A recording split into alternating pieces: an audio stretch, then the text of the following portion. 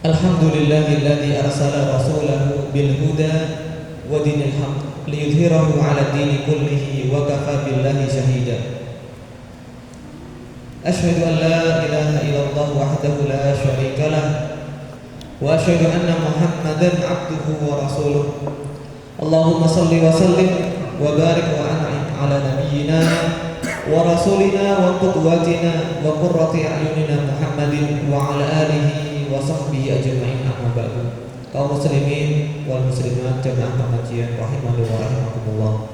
Alhamdulillah, Allah Subhanahu wa taala pada kesempatan kali ini masih memberikan nikmat yang sangat banyak kepada kita semua. Nikmat aman, nikmat sehat, nikmat waktu luang, yang semua itu ternyata mahal kalau kita kehilangannya. Taufiknya yang sangat banyak kepada kita sehingga kita bisa menghadiri majelis ilmu ini dengan keadaan sehat walafiat. Kaum muslimin wal muslimat rahimani wa rahimakumullah. Salah satu hikmah Allah Subhanahu wa taala mengutus Nabi sallallahu alaihi wasallam, dan beliau berasal dari manusia, bukan berasal dari malaikat, adalah agar kita bisa meneladani beliau. Manusia meneladani manusia, cocok sekali. Kalau seandainya manusia meneladani malaikat, itu ada kurang pasnya. Dan inilah yang dimaukan oleh Allah Subhanahu wa taala dari kita selaku umat Islam, agar belajar sirahnya Nabi Shallallahu Alaihi Wasallam, bagaimana beliau mengarungi hidup, bagaimana beliau berumah tangga, bagaimana beliau Shallallahu Alaihi Wasallam bermasyarakat. Tentu agar kita bisa menjadikan beliau sebagai teladan. Allah berfirman, laqad kana lakum fi Rasulillahi uswatun hasanah. Sungguh telah ada dalam diri Rasul Sallallahu Alaihi Wasallam suri tauladan yang baik. Dan pembahasan kita pada kesempatan kali ini dan kemarin membahas bagaimana pergaulan Nabi, muamalah Nabi Sallallahu Alaihi Wasallam bersama siapa Pak Ibu? Bersama istri-istri beliau, karena istri beliau tidak hanya satu, tapi berapa kemarin? 11 total semuanya. Tapi ketika beliau meninggal, istrinya hanya 9. Ini kekhususan Nabi. Kekhususan Nabi artinya apa? Khusus untuk beliau. Umat beliau tidak boleh. Maksimal hanya 4. Maksimal hanya 4, tidak boleh lebih dari 4. Kaum muslimin wal muslimat rahimani wa rahimakumullah. Iblis itu Pak adalah musuh kita bersama. Iblis adalah musuh kita bersama. Dan Nabi Shallallahu Alaihi Wasallam telah mengabarkan, seperti dalam riwayat Imam Muslim dari sahabat yang mulia Jabir bin Abdullah radhiyallahu anhu, inna iblisa yad'u arsyahu 'alal ma'. Iblis itu meletakkan singgasananya di atas air. Summa yab'atsu sarayahu. Kemudian iblis itu mengutus bala tentaranya. Jadi iblis itu tidak kerja sendiri. Dia punya organisasi besar. Organisasi apa? Keiblisan. Dibagi. Dia mengutus bala tentara. Fa'adnahum minhum manzilatan a'dhamuhum fitnatan. Yang paling dekat dengan iblis adalah jin-jin atau syaitan-syaitan yang paling besar fitnahnya. Semakin berprestasi, tentu prestasinya bukan prestasi yang baik menurut iblis. Yang berprestasi itu semakin dekat dengan dia. Semakin besar fitnah yang ditimbulkan oleh syaitan-syaitan itu, maka kedudukannya di sisi iblis akan semakin dekat. Yaji'u ahaduhum, salah seorang di antara tentaranya iblis itu datang, fayaqulu fa'altu kadza wa kadza. Oh, saya sudah melakukan ini wahai iblis. Saya sudah membuat fulan korupsi. Saya sudah membuat fulan mencuri. Saya sudah membuat fulan melihat yang tidak. Fayaqul, maka iblis mengatakan, ma sana'ta syai'an. kok belum melakukan apapun, belum melakukan sesuatu yang berarti. Kemudian datang satu syaitan, syaitan datang. Oh ya, dia mengatakan, ma taraktuhu hatta farraqtu bainahu wa bainahu. Saya tidak tinggalkan seorang ini. Targetnya Pak, saya tidak tinggalkan targetku ini sampai dia menceraikan istrinya. Berarti apa Pak? Ada peran syaitan dalam proses perceraian. Ada waswas syaitan dalam proses perceraian. Baru fayudnihi minhu wa yaqula ni'ma anta. Tentara yang bisa menceraikan antara suami dengan istrinya itu didekatkan. Sini. Jos. Seperti itu. Mantap. Ini baru anak buahmu. Kenapa? Rahasianya kenapa kok bisa seperti ini? Kerusakan yang ditimbulkan dalam proses perceraian itu besar. Keluarga berantakan, anak tidak terurus, pendidikan anak tidak terurus. Nanti akan lahir generasi-generasi yang rusak. Dan ini yang diinginkan oleh iblis. Baik, itu mukadimah dalam pengajian kita kali ini. Kita teruskan pengajian kita, masuk ke poin berikutnya. Nabi SAW itu sangat lembut kepada istrinya, dan Nabi SAW itu menyempatkan diri untuk mencium istri sebelum keluar rumah. Ini tentu bagi yang masih jomblo, yang di depan saya kayaknya masih jomblo, masih jomblo, masih belajar dulu. Belajar. Di sekolah tidak ada ilmu berumah tangga, itu betul Mas? Sedikit sekali. Padahal itu adalah bagian hidupnya dengan yang paling besar. Harus belajar tentang ilmu rumah tangga. Yang sudah berkeluarga, dimurajaah lagi ilmunya. Mungkin sudah melakukan ya, tapi dia hanya melakukan karena menilai itu baik. Belajar lagi agar sikap dia kepada istri yang pertama lebih baik, yang kedua kalau sudah baik, dia ada unsur ittiba'nya, ada unsur saya melakukan ini bukan hanya karena baik, tapi karena mengikuti Nabi Sallallahu Alaihi Wasallam. Beliau Sallallahu Alaihi Wasallam sebelum keluar rumah itu menyempatkan diri untuk mencium istri. Bapak di sini yang sebelum berangkat ke masjid tadi yang sempat pamitan sama istri sinten Pak? Apakah begitu supaya Pak? Ngerti-ngerti Bapak wis lumus. Jangan nanggung. Pamitan ke orang. Oke Pak. Baik.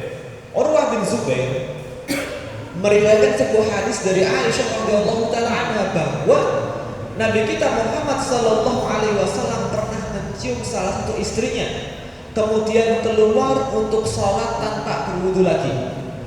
Dan ini ada dalil bahwa mencium istri tidak membatalkan wudu. Mencium istri tidak membatalkan wudu dengan dalil apa?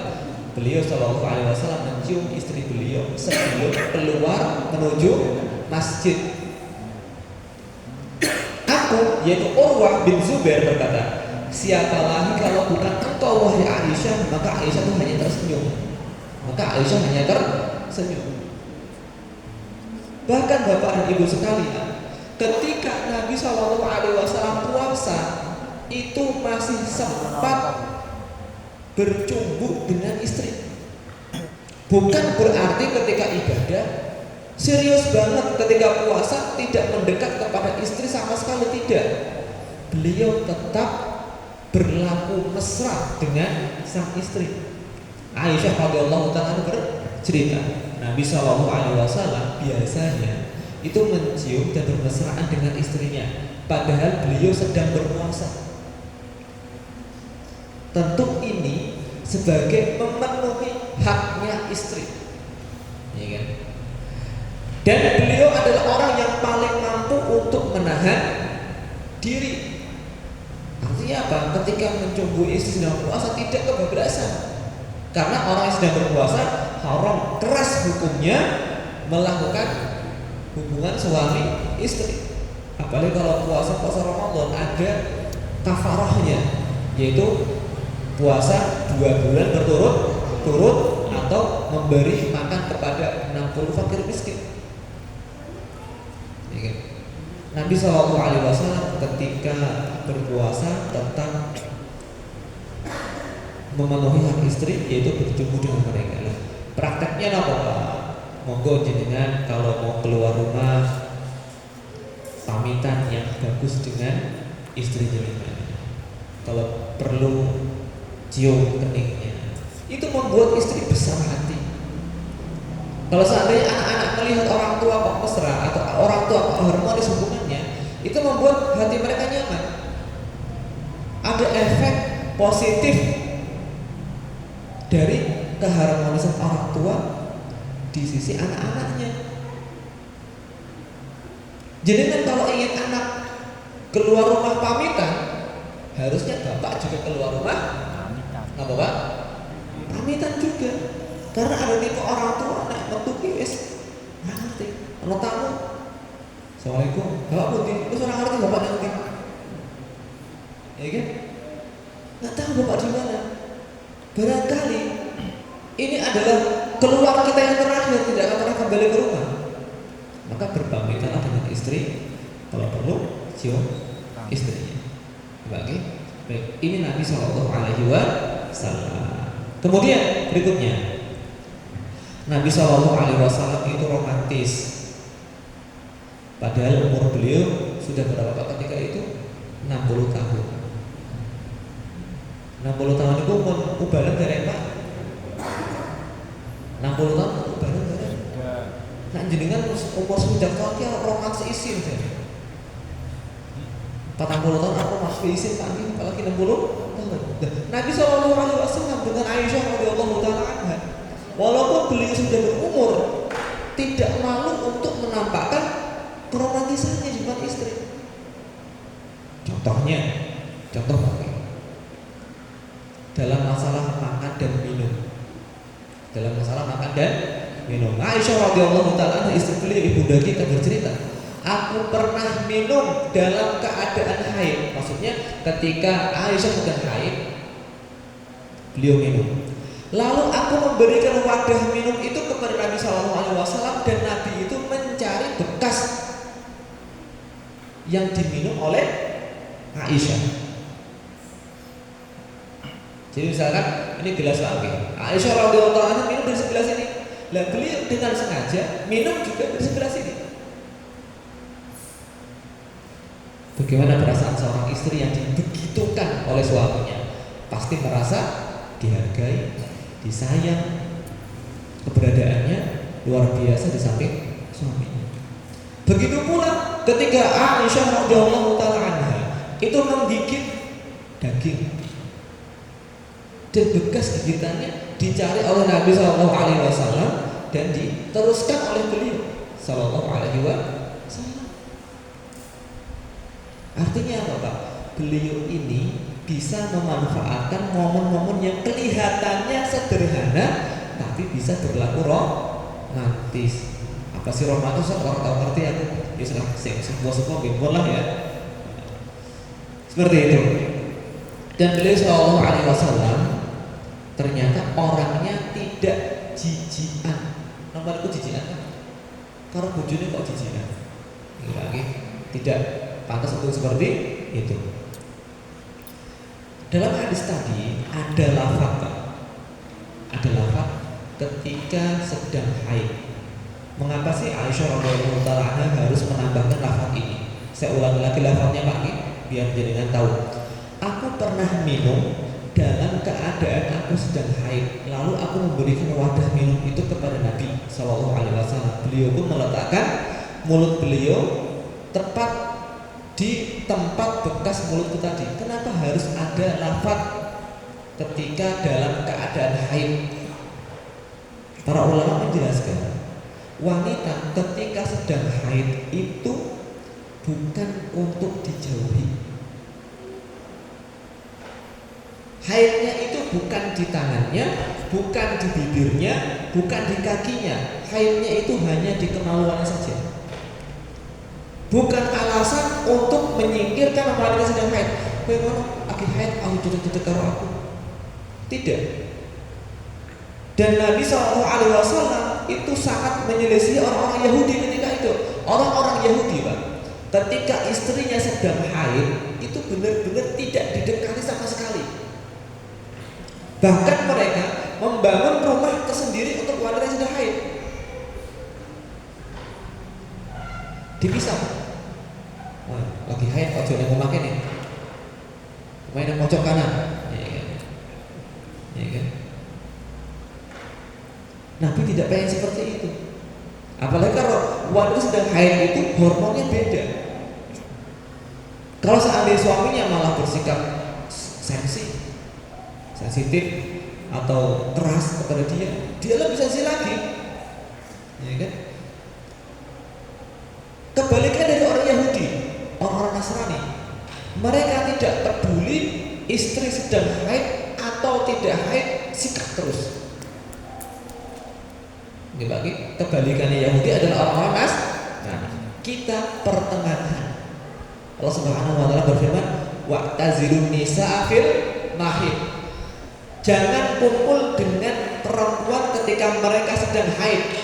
Jauhilah mereka ketika sedang haid. Artinya bukan dijauhi bukan, tapi tidak digauli itunya. Adapun selain itu, mau bermesraan monggo, mau berciuman monggo, dan seterusnya, selama tidak bersenggama tidak masalah. Isna'u kulla syai'in illa nikah, kata Nabi SAW. Kerjakan segala sesuatu kecuali itu, nggak boleh.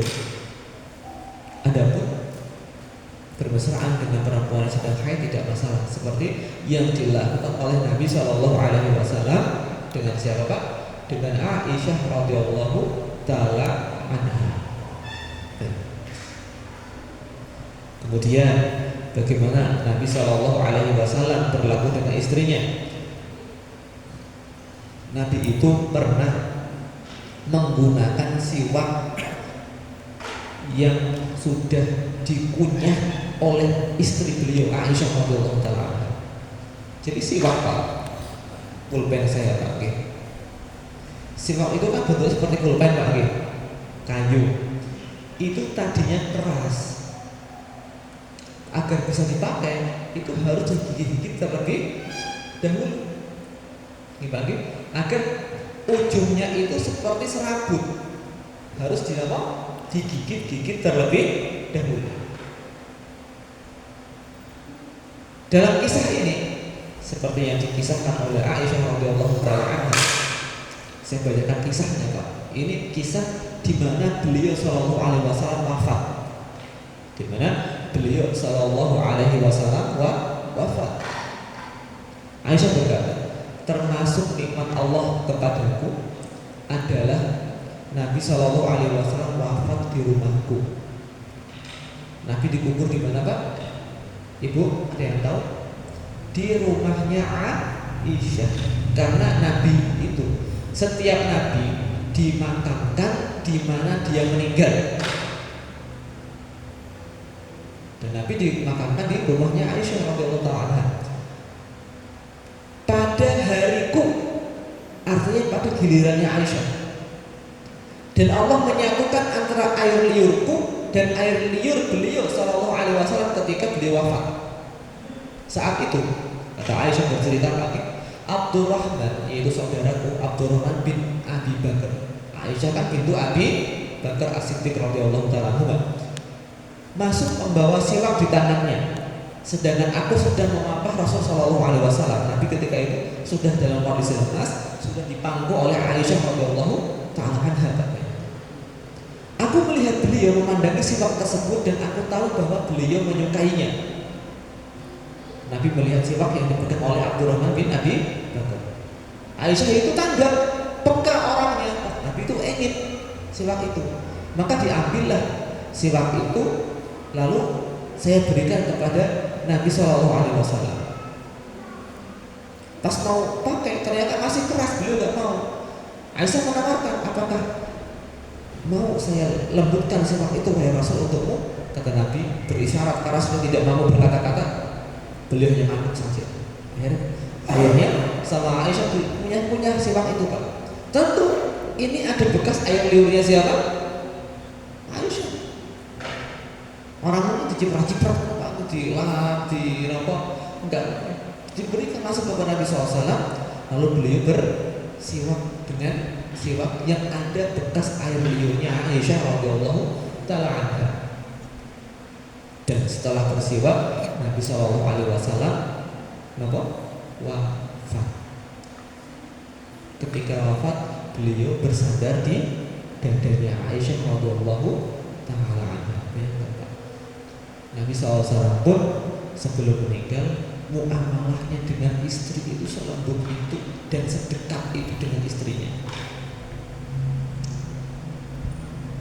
Baik, Nabi juga orang yang dekat dengan istri sampai pernah tidur di pangkuan istrinya. Gimana nanti Pak? Tidur di pangkuan istri? Para kabur Ustaz. Gimana? Kemudian sempat. Nabi sempat, padahal itu kalau kepala negara, orang yang paling sibuk mungkin di Madinah, Nabi SAW. Ceritanya bagaimana? Ketika Aisyah radhiyallahu taala anha kehilangan kalungnya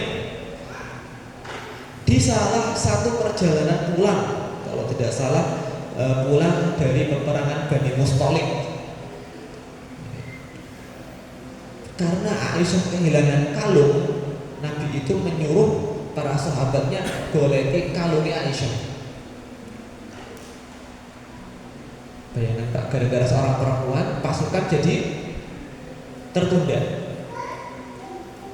Ini Nabi itu menghargai perasaannya Aisyah, Pak. Nabi tidak mengatakan kepada Aisyah radhiyallahu anha, kalung iki orang penting aku tak loro kemana tekan Madinah. Nanti saya carikan lagi kalung itu. Enggak, tapi Nabi justru meminta para sahabatnya tolong carikan kalungnya Aisyah radhiyallahu taala anha. Dicari nggak ketemu. Ternyata kisahnya kalungnya ada di bawah untanya Aisyah radhiyallahu taala anha. Di gelapin orangnya ternyata di bawah untanya. Baik, ketika itu ayahnya itu Abu Bakar As-Siddiq radhiyallahu taala anha menegur Aisyah berkata, Abu Bakar menegurku dan mencubit pinggangku dengan tangannya. Dicubit Pak, mau anak dewe Pak, gara-gara kamu tuh kita kesusahan. Dan ketika itu Pak, para sahabat itu sampai kehabisan air, tidak mendapatkan air untuk wudhu. Dan ketika itu juga turun ayat tayamum. Turun apa? Ayat tayamum. Gara-gara Aisyah kehilangan kalung, sampai turun ayat tayamum. Tayamum itu mempermudah umat Islam dalam bersuci. Dan ini keberkahannya Aisyah radhiyallahu taala anha. Ketika ayahnya Aisyah itu Abu Bakar mencubit Aisyah dengan keras, Aisyah bercerita, tapi aku tidak bisa bergerak karena posisi Rasul SAW sedang tidur di pangkuanku dan kepala beliau itu berada tepat di atas pahaku. Kata Aisyah radhiyallahu taala anha, tidak sempat membela diri, ya kan, atau lari. Kenapa? Karena Nabi sedang tiduran di mana Pak? Di pahanya istri beliau sallallahu alaihi wasallam, yaitu Aisyah radhiyallahu taala anha.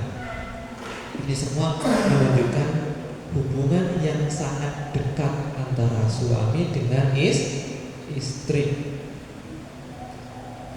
Allah berfirman dalam Al-Quran, hunna libasul lakum wa antum libasul lahun. Istri itu dikiaskan sebagai pakaian untuk kalian hai para suami. Suami juga pakaian bagi istri. Tidak ada pakaian yang tidak lekat dengan badan kecuali pakaian yang tidak dipakai. Ya kan? Istri adalah pakaian yang dipakai, lekat sekali hubungannya dengan suami. Maka pesan dari kita, perbaiki hubungan kita dengan istri. Wa ashiruhunna bil ma'ruf, pergaulilah mereka dengan cara yang baik. Semakin jenengan dekat dengan istri, insya Allah semakin berkah keluarga jenengan. Kemudian bagaimana Nabi Shallallahu Alaihi Wasallam bergaul dengan istri beliau? Beliau itu tetap, saya carikan ya. Beliau Shallallahu Alaihi Wasallam saking dekatnya sampai mandi bareng Pak. Ini maaf, bukan saru Pak, tapi memang realitas kehidupan suami istri seperti ini antara Nabi SAW dan istri beliau. Mandi bareng dalam satu wadah, artinya dalam satu ember.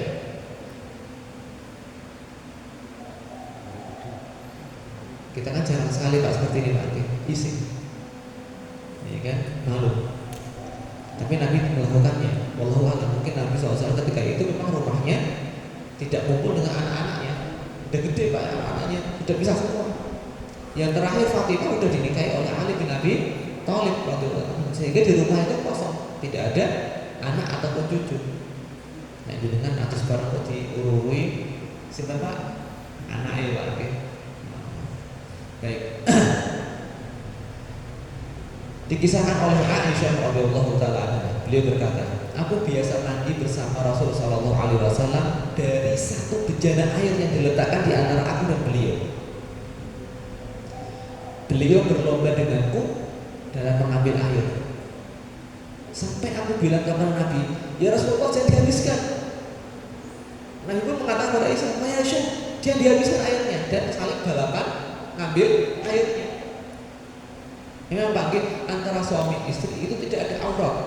Antara suami istri tidak ada aurat.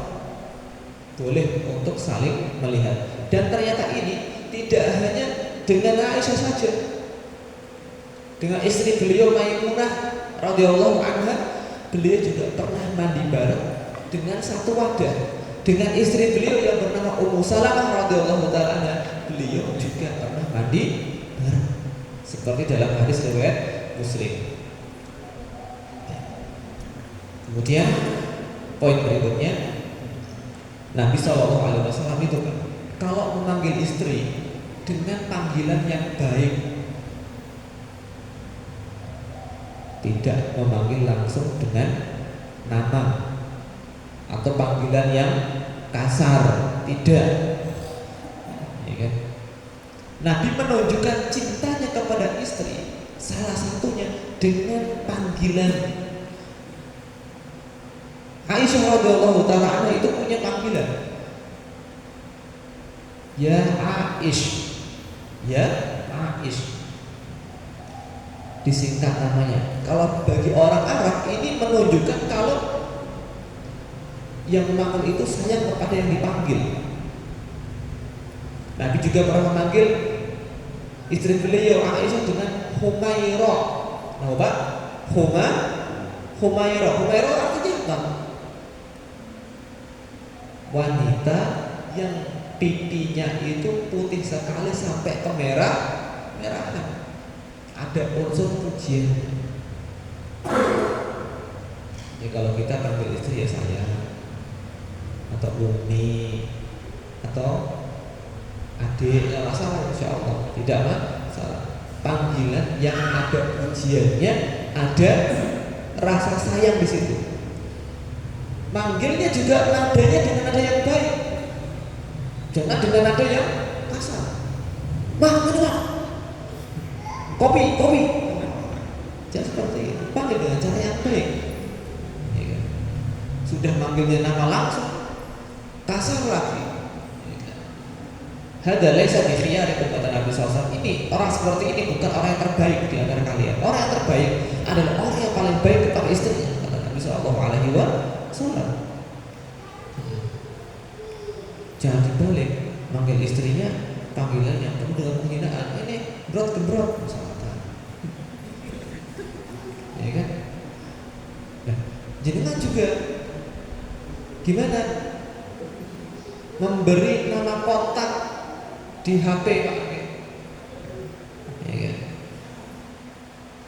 Ada orang yang memberi nama kontak istri di HP nama Pak Lampir misalnya. Tidak seperti itu. Kan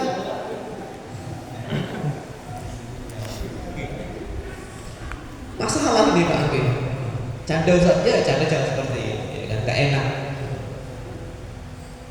Ada yang ngasih nama istrinya beban hidup. Ya emang beban maksudnya, tapi jangan seperti itu. Ya kan? Itu berkah. Istri itu, kalau seandainya kita tidak punya istri, mungkin rezekinya nggak seperti ini. Ya, kalau kita nggak punya anak, rezeki kita nggak seperti yang kita rasakan seperti ini. Kasih nama yang baik-baik, cintaku misalkan, ya kan. Walaupun jangan mantan lawas, orang masalah Pak, ya kan.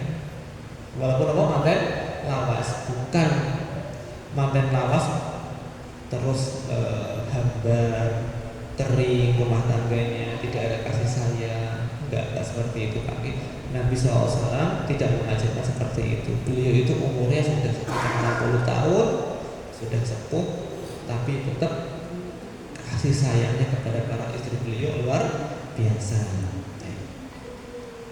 Kemudian beliau SAW itu mengajak istri ke jamuan makan, atau ya kita makan di luar lah, orang makan yang jero terus Pak. Supaya apa? Ya senang lah sekali-kali agar istri kita senang. Kisahnya bagaimana? Anas bin Malik radhiyallahu taala anhu itu pernah bercerita kalau Nabi SAW itu punya tetangga seorang majusi, majusi. Orang ini pintar masak Pak. Sepertinya dulu itu Pak, dulu di zaman Nabi SAW tidak ada warung makan. Saya kalau baca sirah itu belum pernah mendapati ada kata-kata warung makan atau istilah itu warung makan, nggak ada. Ya, nggak ada warung makan, nggak ada istilah orang beli makanan di luar terus makan di tempat, nggak seperti zaman kita. Orang Persia ini mengundang Nabi SAW. Ya Muhammad, sini makan di rumah saya. Dan kalau diundang makan itu harus mengiyakan, nggak boleh nolak, nggak mau. Nabi pun berkata kepada yang mengundang ini, kalau ini diajak enggak, ini siapa? Ini Aisyah. Kalau istriku diajak tidak, itu enggak, saya nggak mau. Kamu datang. Besoknya datang lagi, ya Muhammad, makan ke rumahku.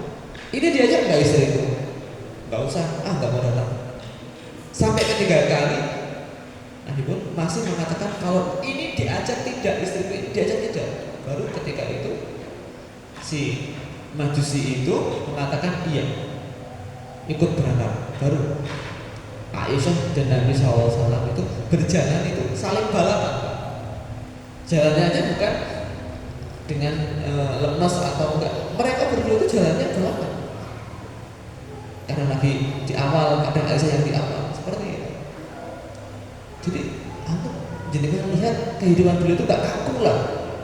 Mentang-mentang orang soleh, mentang-mentang Nabi, kehidupannya langsung kaku, gak mau senyum kepada istri, kemudian rutinitas ibadah terus macam Quran, seperti itu. Lu sebagai seorang suami, canda yang bercanda. Baik, kalau seandainya ada orang soleh kok aku sama istri, berarti soleh ya salah Pak Anggi. Tidak seperti Nabi SAW. Kayak dengan kalau seandainya makan di luar kok gak ngajak istri, ya minimal ingat yang di rumah, ya dibungkus ke Pak Anggi.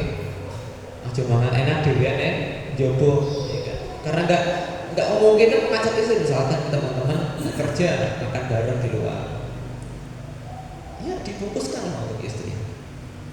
Sebaik-baik suami itu ketika makan di rumah makan enak, itu kelingan bojone Pak, ya di rumah itu makan apa, ya kan? Dibungkuskan. Allah Taala. Baik, kita lanjutkan bagaimana Nabi SAW bermuamalah kepada istrinya. Beliau itu ketika ada istri yang mengunjungi beliau beliau antarkan. Dan istri itu kembali ke rumahnya, beliau antarkan. Maksudnya bagaimana? Dengan kisah mungkin akan jelas lagi.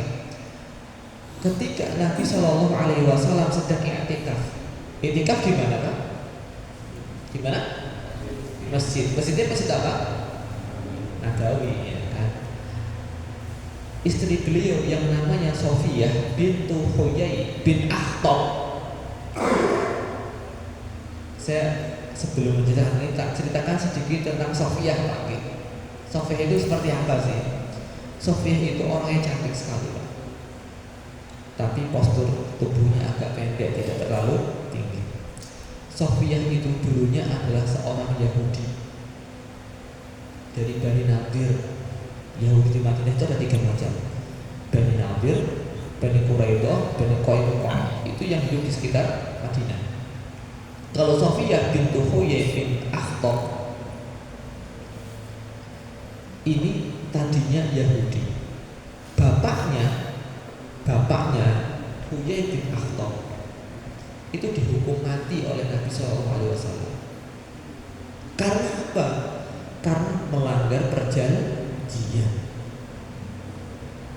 Melanggar perjanjian yang mengakibatkan kalau seandainya kaum muslimin tidak bisa mengatasi masalah itu, yang mati adalah kaum muslimin.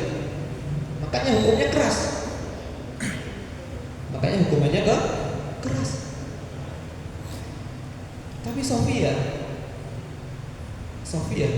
kok bisa beriman ya?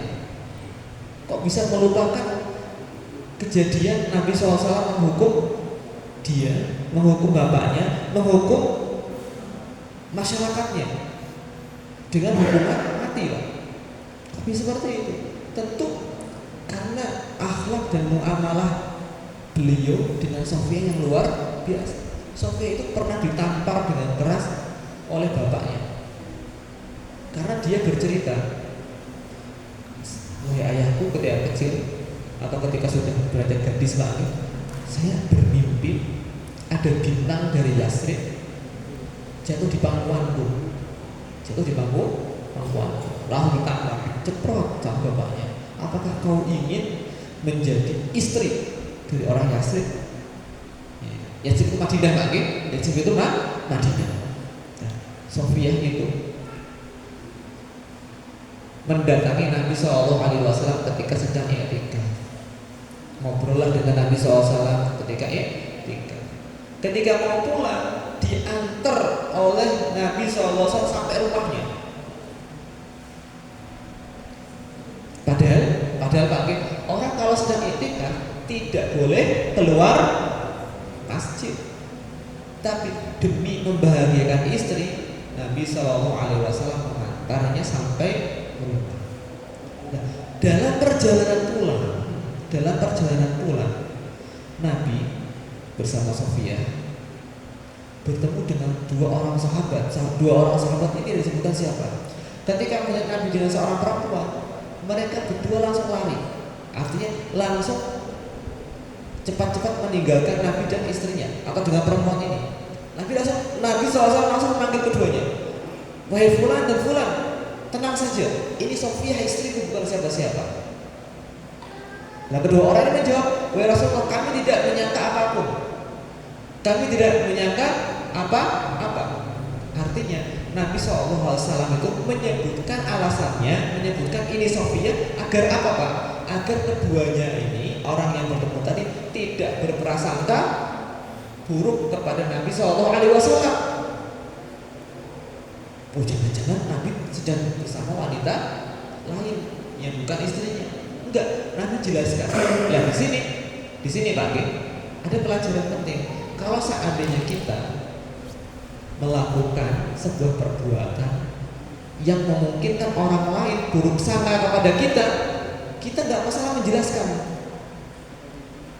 Nggak masalah untuk menjelaskan agar apa? Orang lain tidak berburuk sangka kepada kita. Misalkan contohnya, saya ngisi pengajian kok orang berpeci, luas boleh Pak? Ustaz ngisi pengajian kok orang berpeci, luas boleh? Boleh Pak?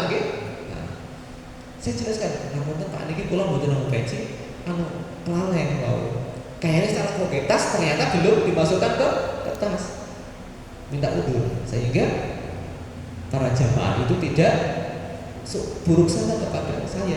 Itu enggak masalah diucapkan seperti itu, bukan berarti riya. Intinya apa? Nabi SAW itu mengantarkan Sofiyah sampai rumahnya, diantarkan. Untuk apa? Membesarkan hati Sofiyah bintu Huyai. Dan juga Pak, ini ada fikih juga. Jenengan kalau ada tamu dan tamu itu pamitan, jangan tutup rumah sebelum tamunya itu hilang dari pandangan kita. Kalau bisa kita antar sampai depan rumah, sampai mereka itu pergi, sampai mereka pergi, hilang dari pandangan kita, baru kita masuk rumah. Seperti Nabi SAW mengantar siapa? Sofia. Kita nggak mungkin ngantar tamu sampai rumah, enggak. Minimal kita antar sampai depan rumah kita. Kita lihat dari gerbang rumah, tamu itu pergi. Baru setelah tamu itu lepas dari pandangan kita, kita baru masuk rumah. Jangan tamu pamitan, assalamualaikum, salam, masih di rumah, masih di atas motor, masih bener-benerin itu. Tuan rumahnya sudah masuk rumah, sudah tutup pintu. Siapa betul yang seperti itu Pak? Siapa tidak yang seperti itu? Tidak sopan, itu tidak menghargai tamu. Baik, Allah Ta'ala bisa berapa lagi?